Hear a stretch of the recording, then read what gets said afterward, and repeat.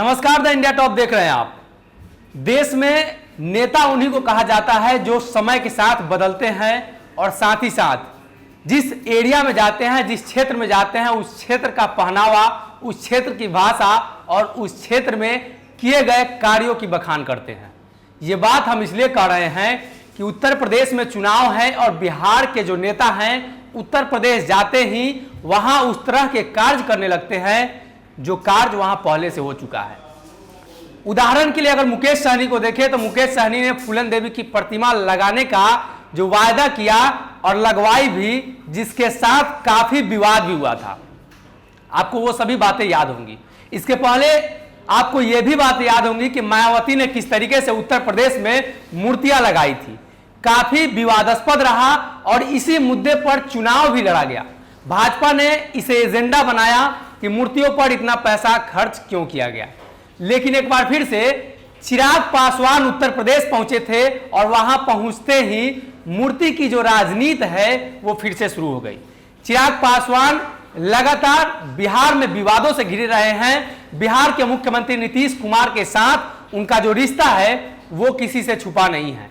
कई बार ये बातें सार्वजनिक मंच पर आ चुकी हैं और अब तो चिराग पासवान ने नीतीश कुमार की जो योजनाएं हैं 7 निश्चय 1 और 2, उन सभी योजनाओं पर करारा प्रहार किया है।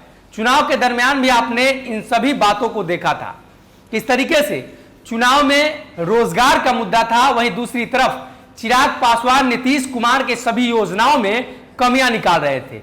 चिराग पासवान के पिता रामविलास पासवान की बरसी है और एक कार्यक्रम भी पटना में होने वाला है जिसकी तैयारियां लगभग पूरी हो चुकी है। चिराग पासवान उत्तर प्रदेश पहुंचे थे, वाराणसी पहुंचे थे और वहां पहुंचते ही मूर्ति की जो राजनीति है वो काफी बढ़ चली। नेता प्रतिपक्ष तेजस्वी यादव ने भी इस बारे में एक बात कही थी कि रामविलास पासवान और रघुवंश बाबू की मूर्ति पटना में लगाई जानी चाहिए। साथ ही साथ चिराग पासवान के चाचा पशुपति पारस ने भी इस बात का जिक्र किया था कि मूर्ति लगाई जानी चाहिए और उन्हें भारत रत्न मिलना चाहिए। चिराग पासवान उत्तर प्रदेश पहुंचे थे और उन्होंने एक ऐलान कर दिया कि जिस बिल्डिंग में, जिस भवन में वो रहते हैं, उस भवन में जो मूर्तियां लगी हैं उसके पीछे का कोई राजनीति नहीं है। यह खबर आ रही थी कि चिराग पासवान रामविलास पासवान का जो बंगला है 3 दशक से जिस बंगले में वो रह रहे हैं उस बंगले को वो छोड़ना नहीं चाहते हैं, इसलिए उन्होंने रामविलास पासवान की मूर्ति लगा दी।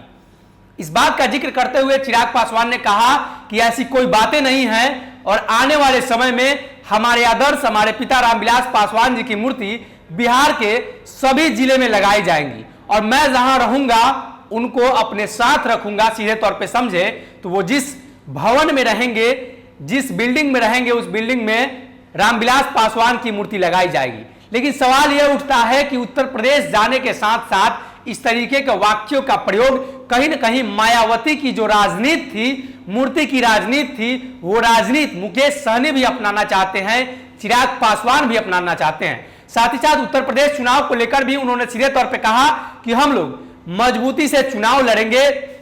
राहुल गांधी के मंदिर यात्रा को लेकर भी उन्होंने बयान दिया है। आपको पता होगा राहुल गांधी इन दिनों जम्मू कश्मीर के दौरे पर है, वैष्णो देवी के दर्शन करने गए हैं। उस बात को लेकर उन्होंने कहा कि चुनाव के समय इस तरीके का वाकया देखने को मिलता है, लेकिन राहुल गांधी जी की जो आस्था है वो अपने आस्था के अनुरूप कार्य कर रहे हैं, तो उसमें किसी को दिक्कत नहीं होनी चाहिए।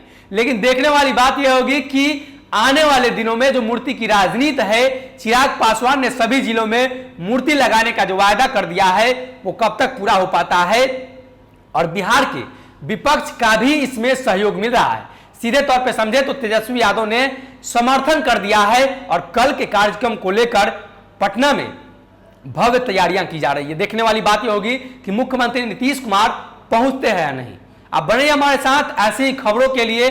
अगर आपने हमारी इस खबर को देख लिया है तो जरूरत है इसे शेयर करने की और चैनल को सब्सक्राइब करने की। बहुत बहुत धन्यवाद।